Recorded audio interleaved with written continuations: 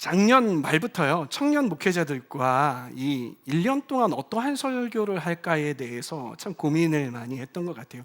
어떤 주제로 고민할까? 1년 동안에 이 설교 커리큘럼을 어떻게 짜줘야 할까라는 그러한 고민들, 그리고 또한 그런 기도들을 많이 했던 것 같습니다. 그래서 그렇게 기도하고 고민하는 과정들 가운데서 하나님께서 주셨던, 저희 목회자팀에게 주셨던 키워드가 있어요. 그건 무엇이냐면 청년 부흥이라는 단어예요. 어떤 단어요? 청년 부흥이라는 단어예요. 그래서 2025년 하울림 청년부는요, 이 주제가 무엇이냐면 청년 부흥입니다. 뭐라고요? 2025년 청년부 주제는 뭐다? 청년 부흥이다라는 거예요. 근데 여러분, 청년 부흥이라고 이야기할 때 부흥이라는 뜻이 무엇일까요? 청년이라는 뜻은 잘 알겠는데 부흥이라는 뜻이 무엇일까요? 자신의 바뀌어짐. 맞아요. 그렇게 처음부터 그 정답이 나오면 재미가 없어요. 다은이 너무 고마워요. 많은 사람들이 이야기할 때, 또 세상 사람들이 이야기할 때 부흥이라고, 부흥의 시기를 맞았다라고 이야기를 할 때 사람들이 많아지고 어떤 규모가 커지는 것을 보고 부흥이라고 이야기를 하잖아요. 그런데 이 부흥이라는 단어를 영어로 보면 영어로 revival이라는 말이에요. 이 revival이라는 말이 어떠한 합성어일까요? 다시, 그리고 vive, 살아나다 혹은 회복하다라는 그러한 이야기겠죠. 그러니까 다시 살아나는 거예요. 그래서 청년들이, 아니면 어떤 공동체에 부흥이 왔다, 하나님께서 부흥을 허락하여 주셨다라는 것은 무엇이냐면요, 그 공동체가 하나님께서 창조하셨던 그 목적대로 돌아가는 모습을 보일 때에, 그리고 각 개인이 그 공동체에 소속된 각 개인이 그러한 모습으로 변화될 때에, 그때야말로 이 청년 부흥, 그리고 부흥이 되었다라는 그러한 이야기를 할 수 있다라는 것이죠. 저는 우리 하울림 공동체에 하나님께서 부흥을 주실 것이라고 굳게 믿습니다. 그러기에 2025년은 청년 부흥회가 될 것입니다. 아멘? 아멘! 아멘! 크게 아멘 합시다. 아멘! 네, 그렇게 될 것이라고 저는 믿습니다. 제가 2주 전 화요일 날 뭐 있었는지 여러분 기억하십니까? 홀리 세븐 아워스라고 하는 7시간 연속 기도회가 있었어요. 제가 그것 가운데에서 뭐 할 때마다 계속해서 기도를 하죠. 근데 기도하는데 하나님께서 마음을 주셨어요. 어떤 마음을 주셨냐면 이 청년 한 사람 한 사람, 여러분들의 이름 한 사람 한 사람, 그 이름을 놓고 기도하라라는 그런 마음이었어요. 그래서 여러분들에게 제가 카톡방에다가 올렸잖아요. 제가 지금부터 기도할 테니까 여러분들의 기도 제목을 저한테 보내주세요라고 했어요. 근데 여러분들이 참 많은 청년들이 저에게 보내주셨어요. 정말 감사해요. 기도를 하기 시작을 하는데 제가 어떤 마음이 드냐면요, 여러분들 각 사람 한 사람 한 사람을 떠올리면서, 제 여기에 보면 여러분들 이름이 전체가 다 나와 있는 거가 있거든요. 한 사람 한 사람 이름을 기억하면서 기도하는데 너무 울컥하는 거예요. 왜냐하면 제가 여러분들이 잘하는 것들, 그리고 성공하는 것들, 그런 모든 것들을 제가 알지만은 또 무엇을 압니까? 여러분들이 삶 가운데 어떤 영역에 고전하고 있는지, 어떤 영역에 정말 힘들어하는지, 어떤 영역을 슬퍼하는지, 그게 가정이 되었든, 여러분들의 직장이 되었든, 부모님과의 관계가 되었든, 친구와의 관계가 되었든, 또 사업을 운영을 하는 어떤 CEO의 모습이든, 직장에서의 관계, 또 직장에서의 고민, 여러 가지 고민들, 또한 그런 고민들뿐만이 아니라 여러분들의 이 스트러글링 하고 있는, 고전하고 있는 그러한 한계들, 붙잡고 있는 것들, 그러한 모습들이 보는데 왜 이렇게 눈물이 나는지 몰라요. 그냥 누군가가 저를 평가할 때 저보고 F인데 대문자 F라고 하잖아요. 기도할 때 여실히 드러나요.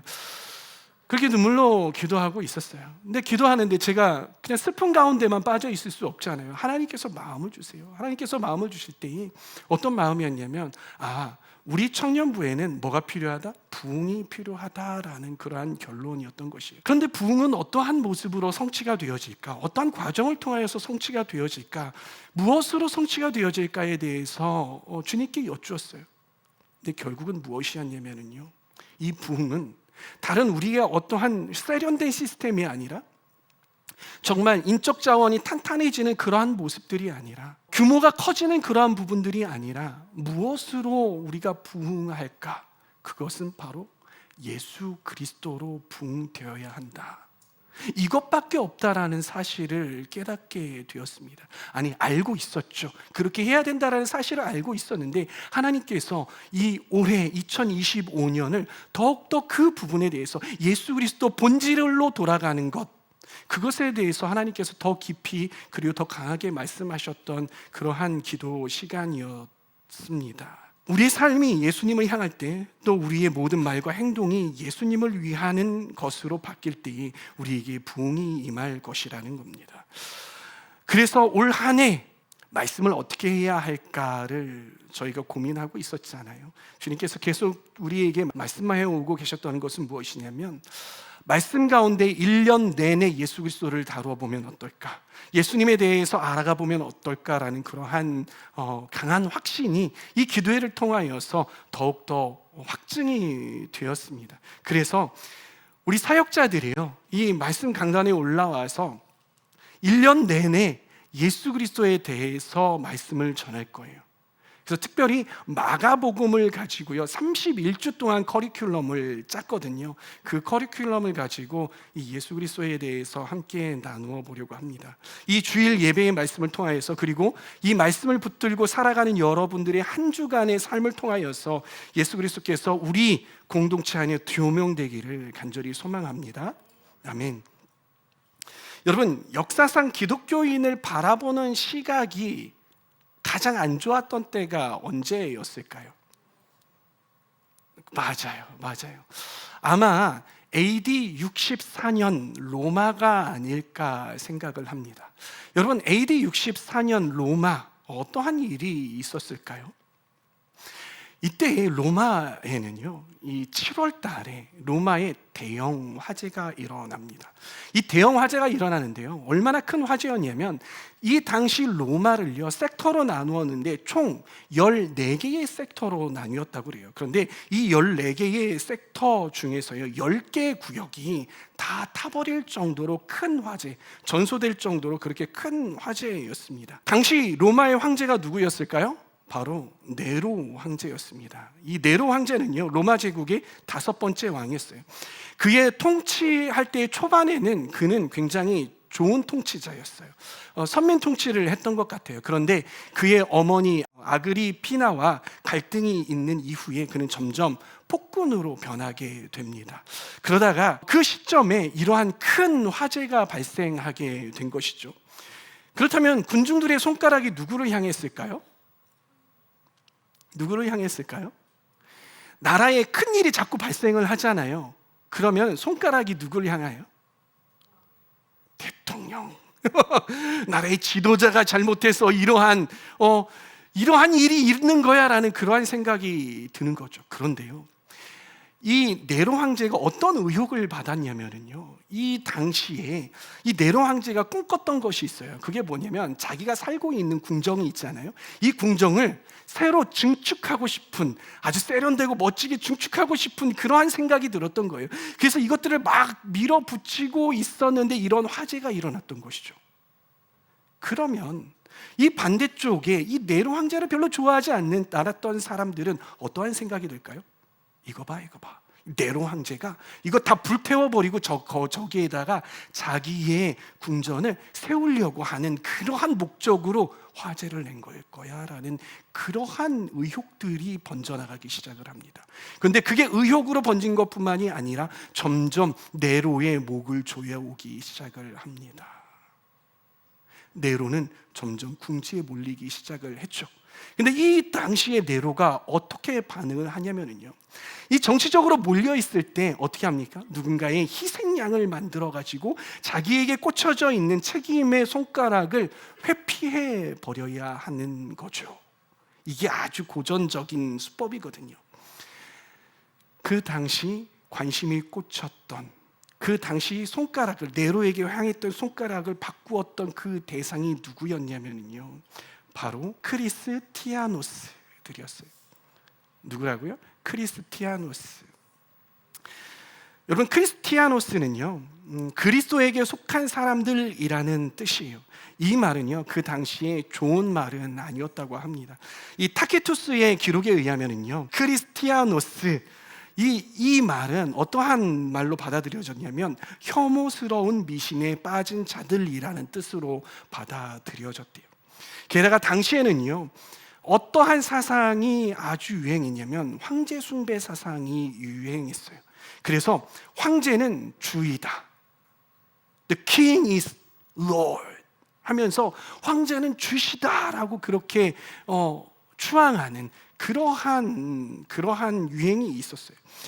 그리고요, 이 로마의 모든 것들이 다 누구의 것이었습니까? 황제의 것이었어요. 그렇기에 사람들이 황제에게 숭배해야만, 또 황제를 이렇게 쳐다보고 황제에게 떨어지는 것들을 기대하지 않으면은요, 그러면 그 당시 그 사회에서 살아갈 수 없게 되었던 것이에요. 그렇기 때문에 이 황제에게 잘 보이려고 했던 것이죠. 그런데 이 시대 속에서 크리스티아노스라 불리우는 이들은요, 황제가 주가 아니라 바로 누가 주님이다? 예수님이 주님이시다라고 외쳤던 것입니다. 그들은 황제 숭배를 거부해 와서 평소에도 골칫거리였고요, 비밀 집회를 한다는 의혹과 예수님의 살과 피를 먹는다는 이러한 말을 듣고 이 식인의식을 한다라는 그러한 비판, 그런 의혹을 받아왔었습니다. 그리고 무엇보다도 이 당시 다른 지역은 이 로마 화제 때, 대화제 때 다 타버렸는데요, 오직 이 크리스티아노스, 이 사람들이 사는 그 지역만 불이 타지 않았던 거예요. 그렇기에 사람들은 이 기독교인들, 이 크리스티아노스들을 바라보면서 뭔가 이상해라는 그러한 생각들을 하고 있었던 터였죠. 그래서 네로 황제는요, 크리스티아노스들을 희생양으로 삼습니다. 그래서 로마 정부는요, 이 크리스티아노스들을 사냥하기 시작을 합니다. 제가 사람들을요, 공격한다, 박해한다라고 표현을 한 게 아니라 뭐 한다? 사냥한다라고 표현을 했잖아요. 정말 그렇게 짐승들을 사냥하듯이, 양들을 사냥하듯이, 아니면 사슴들을 사냥하듯이 사냥하러 이 로마 정부가 움직이기 시작을 했습니다. 닥치는 대로 그들을 잡아들입니다. 그리고 기둥에 묶어서 이 사람에게 기름을 뿌리고 기둥에 묶어서 밤을 횃불로 사용했습니다. 그리고 예수님처럼 십자가에 못 박기도 하고요, 로마 원형 경기장에 사자와 같은 맹수들을 풀어놓고 거기에다가 사람들을 집어넣어요. 근데 이 맹수들은 어떠합니까? 굶주린 맹수였어요. 그러니까 사람들이 있는데 이 맹수들이 사람을 직접 공격하지 않으니까 이 팔과 옷과 이런 거에다가 뭘 씌우냐면요, 동물, 양과 같은 그런 동물의 가죽을 입히고 또 냄새를 묻혀가지고요, 사자가 공격하게 만들어서 그 앞에서, 그 원형 경기장에서 이 크리스티아노스들이, 이 사람들이 사자의 밥이 되는 것을 원형 경기장에서 관람을 했어요. 또 동물 가죽으로 싸서 개들에게 물리게 하고 이러한 박해도 일삼았던 것이죠. 로마 대화재 사건과 사회적인 낙인으로 인해서 매일마다 죽음의 위협 속에서 하루하루 살아갈 수밖에 없었던 것이 바로 이 크리스티아노스, 이 사람들이었던 것이죠. 또한 사회적으로도 이들은요, 입지가 적어지게 되고 고립됩니다. 경제적인 활동과 사회적인 관계 속에서도 계속 배제되게 되는 것이죠. 황제에 속한 로마 시민권자들은요, 이 크리스티아노스, 이 사람들과 친하게 지내려고 할까요?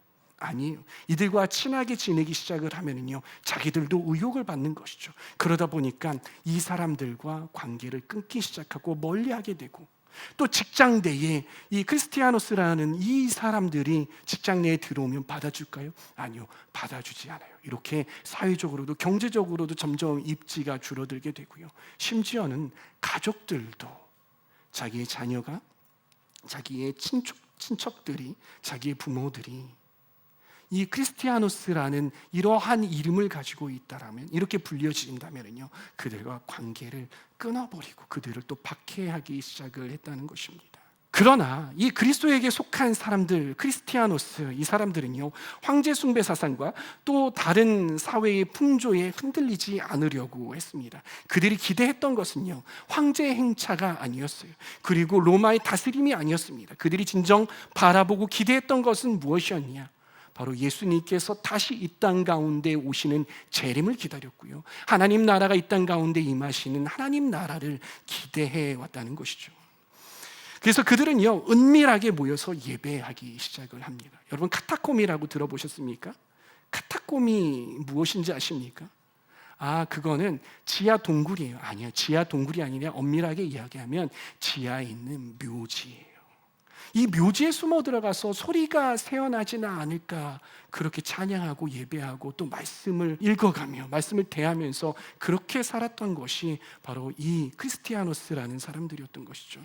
그리고 자신이 죽임을 당하는 것을요, 단순히 육체적인 죽음으로 받아들이지 않았습니다. 죽음은 그리스도인에게 속한 자들의, 이 크리스티아노스들에게 가장 영광스러운 순간이고, 그리고 가장 자신들이 할 수 있는 최상의 신앙 고백으로 여겨졌던 것이죠. 그리고 그 죽음을 통하여서 이 예수 그리스도의 복음이 전파된다라고 믿었던 것입니다.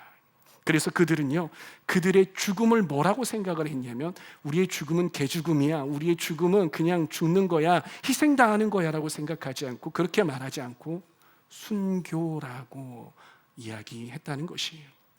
그래서 이들은요, 때를 얻든지 또 때를 얻지 못하든지 전도하기를 힘썼습니다. 어떠한 상황 속에서도 예수 그리스도와 그리고 하나님 나라를 전하기 위해서 힘썼어요. 어떠한 예가 있을까요? 여러분, 사도 바울 기억하십니까? 사도 바울도 크리스티아노스 중에 한 명이었죠. 이 사도 바울은 어떻게 했습니까? 사도 바울이 붙잡혔잖아요. 그런데 이 왕들 앞에 서가지고 자신을 변론해야 되는데, 자기가 이래서 그렇고 잘못했으니까 한 번만 봐주시고 이렇게 변론했습니까? 아니요. 자신이 붙잡혔을 때에 어떻게든 복음을 전하기 위해서 이 황제들 앞에서, 왕들 앞에서 자신의 복음을, 자신이 하나님을 만난, 자신이 예수 그리스도를 만난 그 경험들을 계속 이야기를 하잖아요. 그러니까 하는 이야기가 뭡니까? 네가 적은 말로 나를 이렇게 현혹시키려고 하는구나라는 그러한 이야기를 들을 정도로 때를 얻든지 못 얻든지 복음을 전하기 위해서 최선을 다했던 것이 바로 이 크리스티아노스, 이 사람들이었던 것이죠. 그들은요, 이 땅에 좋은 집, 좋은 직장, 명예, 돈 따위에 관심이 없었습니다. 그들은 오직 예수 그리스도의 재림과 그리고 하나님 나라만 바라보고 살았던 것이죠. 이 시대 속에 크리스티아노스 중에 한 인물이 있었습니다. 이 당시 사는 사람 중에 이 부류의 사람 중에 한 명이 있었어요. 그 사람의 이름은 무엇이었냐면 히브리식 이름으로 요한이었어요. 요한은 어떤 사람이에요? 요한이라는 말은요, 여호와는 은혜로우시다라는 뜻입니다. 그리고 이 요한이라는 이름, 이 사람의 이름을요, 라틴어로 바꾸면은 이름이 뭐냐면요, 마가예요. 뭐라고요? 마가. 그는 크리스티아노스로서 실패한 사람이었어요. 우리 말씀 한 구절 읽어보도록 하겠습니다. 사도행전 13장 13절 말씀 함께 읽습니다. 시작.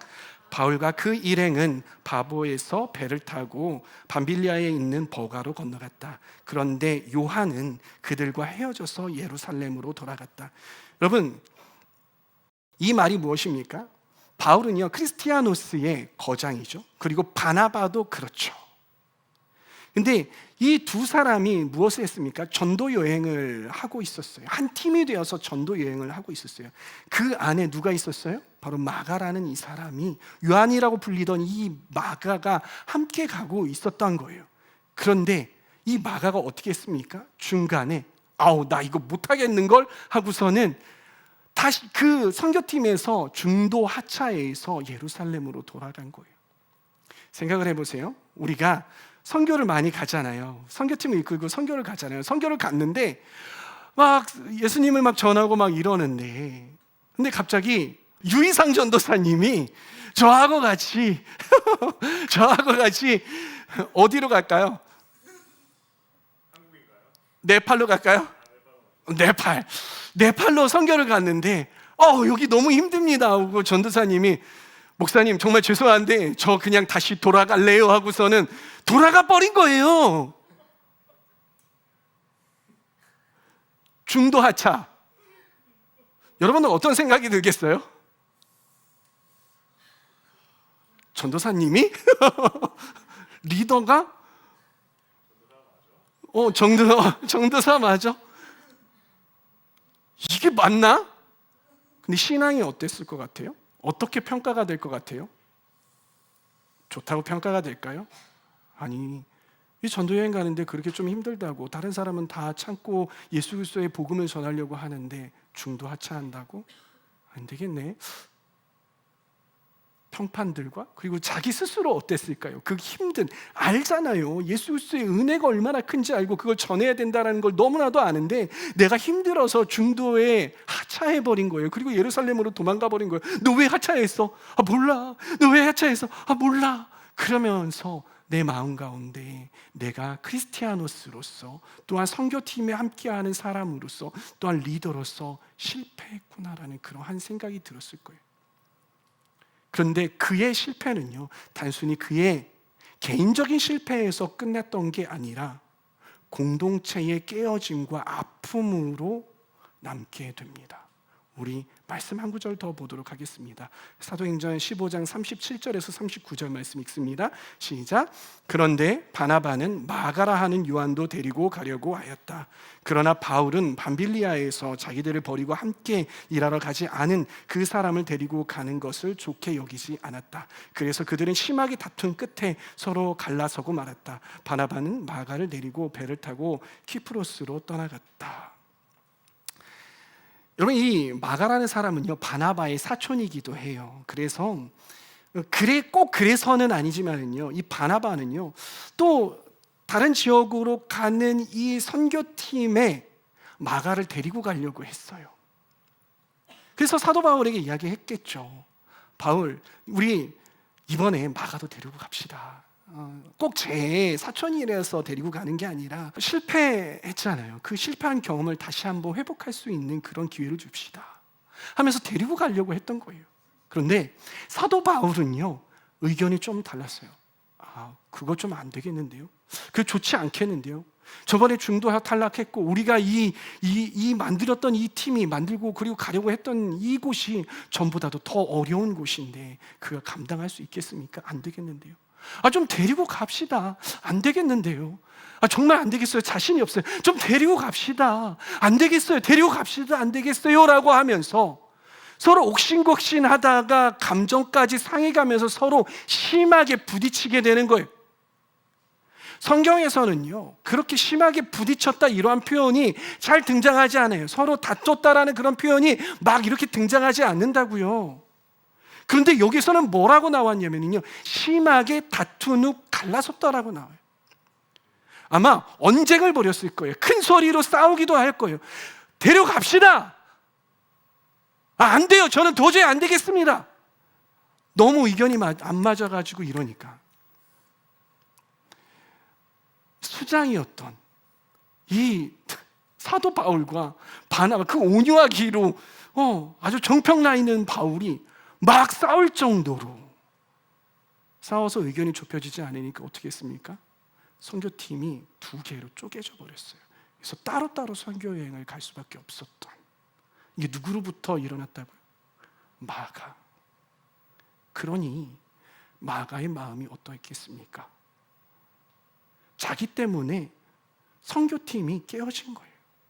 이 당시에 맨날 핍박이 있고 이랬던 로마의 이 시대 상황 속에서 하나가 되어도 될까 말까 한 공동체, 하나가 되어서 정말 열심히 해도 될까 말까 한 이 선교팀이 둘로 쪼개져 버렸으니까 마가의 심적 부담감과 책임감, 정죄감이 얼마나 심했을까요? 그가 자신을 바라볼 때에, 신앙적으로 자신을 바라볼 때에 무엇이라고 규정 내릴 수 있었을까요? 나는 크리스티아노스로서 자격이 없는 사람이야. 나는 실패자야. 이러한 생각이 들지 않았겠습니까? 여러분들이 그러한 실패의 경험을 했다면 여러분들은 어떻게 반응하시겠습니까? 잠적하시겠습니까? 공동체를 떠나서 나를 알지 않는 그곳으로 가서 다시 새로운 시작을 하시겠습니까? 신앙을 떠나버리겠습니까? 그렇죠. 그런 여러 가지 옵션들이 있을 수 있어요. 그런데 마가는 그렇게 하지 않았던 것 같아요. 마가는 자신의 신앙을 정말 열심히 다시 회복하려고 노력을 했던 것 같아요. 그래서 그 실패에 머물러 있지 않았어요. 그는 다시 어떻게 했든지 회복을 했던 것 같아요. 그래서 이후에 바울과의 관계를 회복하게 됩니다. 그리고 나중에 바울이 이 마가를 무엇이라고 평가를 내리냐면 이렇게 평가를 내립니다. 유익한 자. 바울이 이 마가를 안 데리고 가려고 하고 얘는 절대 안 됩니다라고 했던 바울이었는데 바울이 어떻게 해요? 교회에, 초대교회에 아주 유익한 자입니다라고 편지를 쓸 정도로 그렇게 회복된 모습을 볼 수가 있었던 것이죠. 마가는요, 예수님의 제자는 아니에요. 마가복음 예수님의 제자가 다 쓴 줄 알았죠. 지금 그래? 이런 표정으로 쳐다보는 사람이 있어요. 예수님의 제자는 아니었어요. 근데 예수님의 제자였던 베드로가요, 이 마가를 자신의 영적 아들로 생각해서요, 그를 잘 가르쳤던 모양이에요.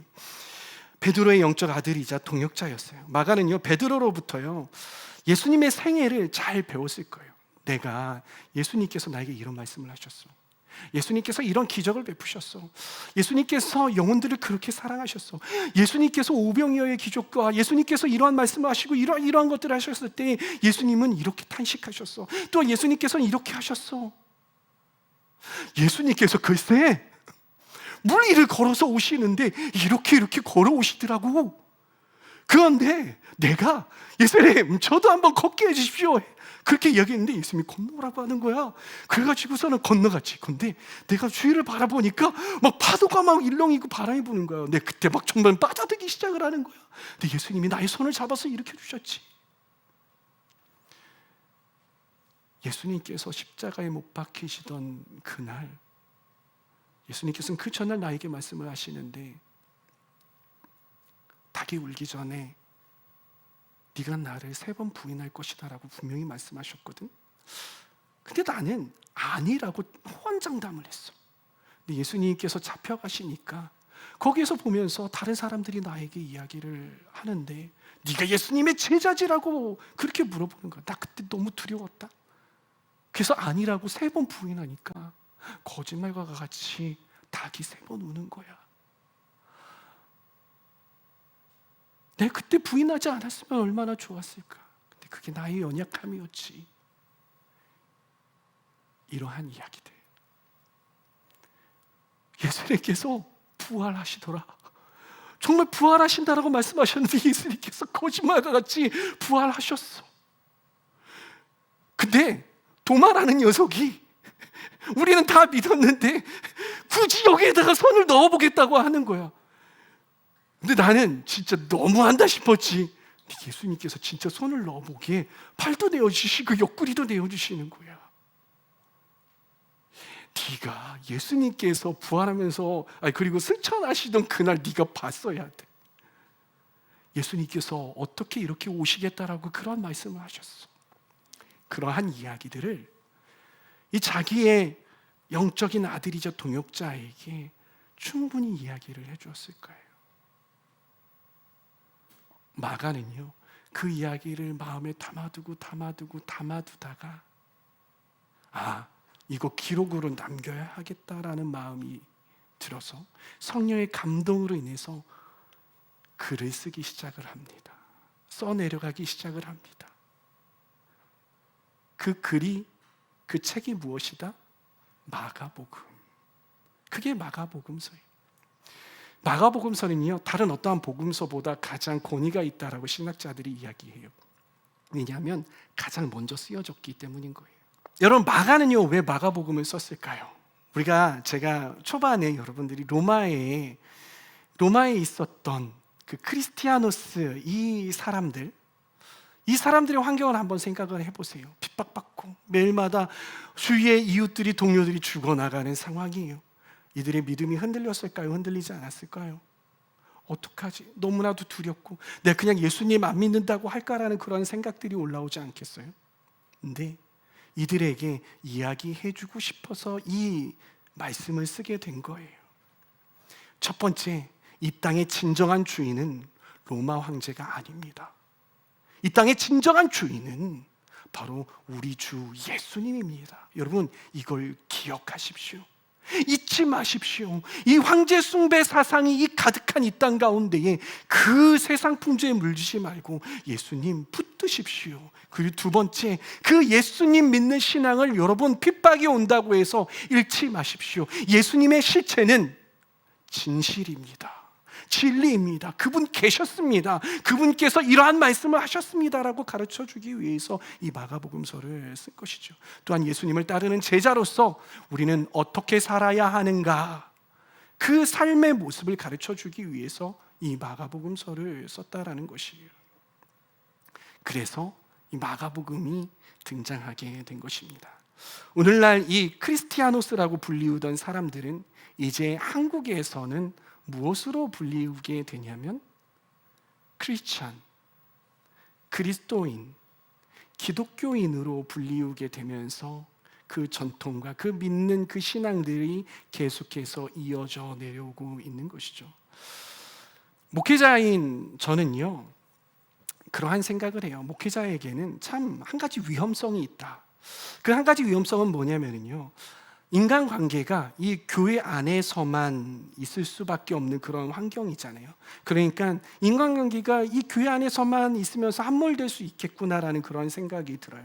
그래서 제가 의도적으로 하려고 하는 게 있어요. 그게 뭐냐면, 내가 이웃에 있는 사람들과 좋은 친구가 되려고 노력을 해요.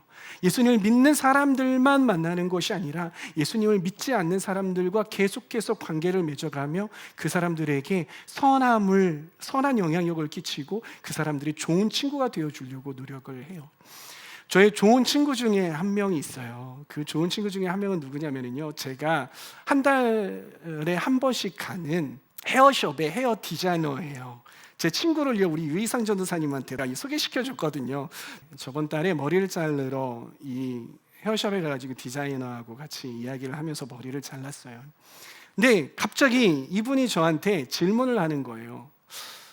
그런데요, 저보고 이제 목사님이라고 불러요. 그런데 목사님, 저 궁금한 게 하나가 있어요. 근데 좀 조심스러워요.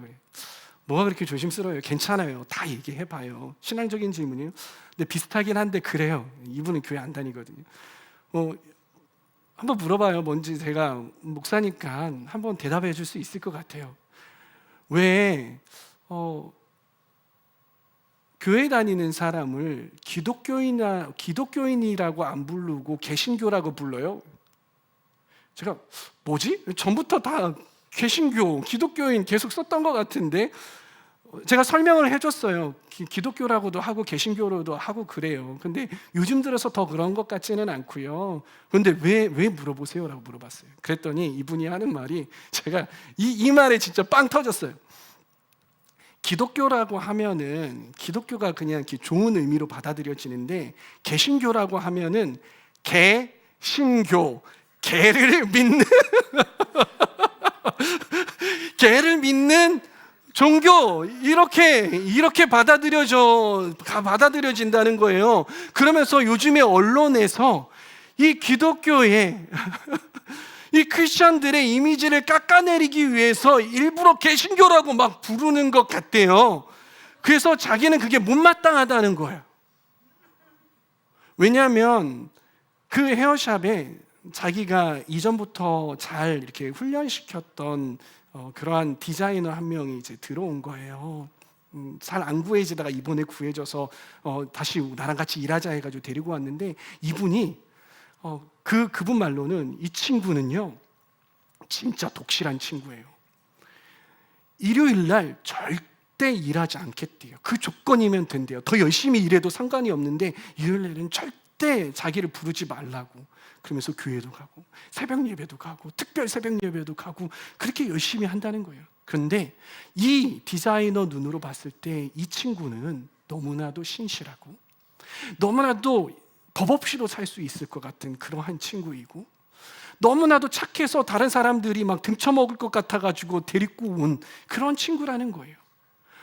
이 친구를 통해서 바라보는 기독교는 너무 좋은 종교인데, 요즘 들어서 사람들이 기독교를 점점 이상한 종교로 바라보는 것 같아서 마음이 조금 짜증이 난다는 거예요.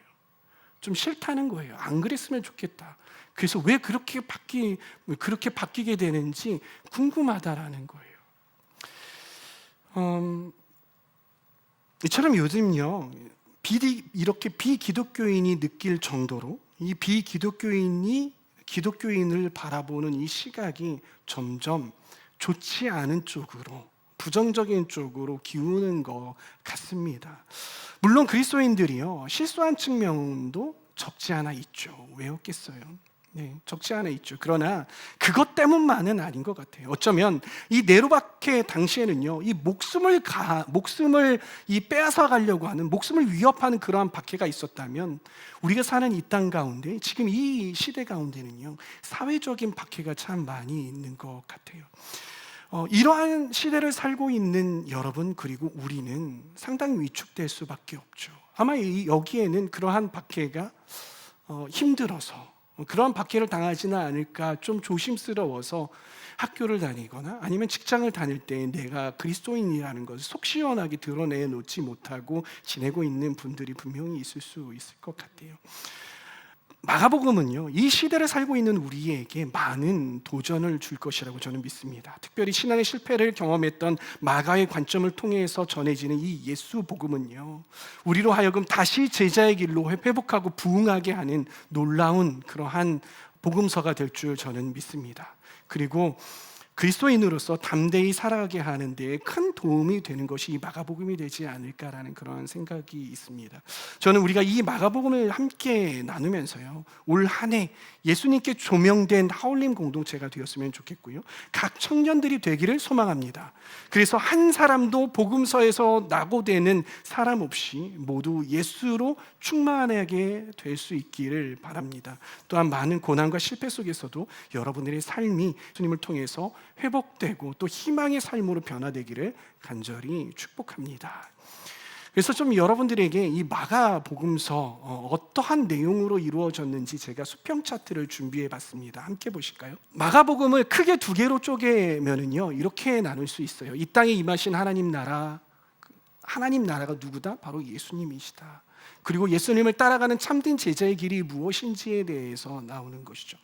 그리고 또 나눠보면요, 6가지로 나눌 수 있어요. 그러니까 첫 번째 카테고리에서는요, 하나님 나라의 시작, 하나님 나라가 어떻게 시작이 되는가, 그리고 하나님 나라의 가르침이 무엇인가, 그리고 하나님 나라가 어떻게 확장이 되는가, 그리고 고난과 섬김의 길인 제자의 길에 대해서 이야기를 하고요, 또 하나님 나라의 주인 예수 그리스도, 또한 섬김의 종 예수와 또한 증인들, 이런 내용들이 있어요. 근데 좀 더 카테고리를 좁혀보면은요, 1장 1절에서 34절까지는요, 예수 그리스도 복음의 시작, 그렇죠? 그리고 하나님 나라의 시작, 하나님 나라의 가르침, 믿는 자에게 임하는 하나님 나라, 하나님 나라와 그리고 세상 나라, 하나님 나라의 확장, 하나님 나라를 완성하는 참된 제자의 길, 하나님 나라를 바라보는 참된 제자의 길, 하나님은 나의 주인 예수 그리스도, 그리고 영원한 성전 되시는 예수 그리스도, 고난과 섬김의 종 예수 그리스도, 섬김의 종 예수 그리스도와 증인들, 이러한 말씀들이 될 거예요. 이것들을요, 저희 목회자들이 31주로 나누어서 함께 설교를 할 거예요. 여러분 어떻습니까? 기대가 되지 않습니까? 이 말씀을 통해서 참 우리가 예수 그리스도에 대해서 풍성해지고 또 우리의 관점이 예수 그리스도께 향할 수 있을 것이라고 믿습니다. 마가복음 전체를 바라볼 때 전체의 주제가 무엇이냐를 보면은요, 바로 고난과 섬김인 제자의 길이라고 우리가 볼 수 있을 거예요. 그러면 이 마가복음의 대표 구절은 어떤 구절일까요? 마가복음의 대표 구절은 바로 여기입니다. 마가복음 10장 45절. 대표 구절 크게 한번 읽고 시작. 인자는 섬김을 받으러 온 것이 아니라 섬기러 왔으며 많은 사람을 구원하기 위하여 치를 몸값으로 자기 목숨을 내주러 왔다. 아멘이십니까? 네. 황제의 숭배, 황제의 모습과 섬김을 받으려고 하잖아요, 황제는. 그러나 이 땅 가운데 오신 예수님은 어떤 모습입니까? 섬김을 받으러 온 것이 아니라 섬기러 오고 자기 자신을 내어주러 오신 그 예수님을 더욱더 깊이 묵상하는 저와 여러분들 다 되시기를 바랍니다.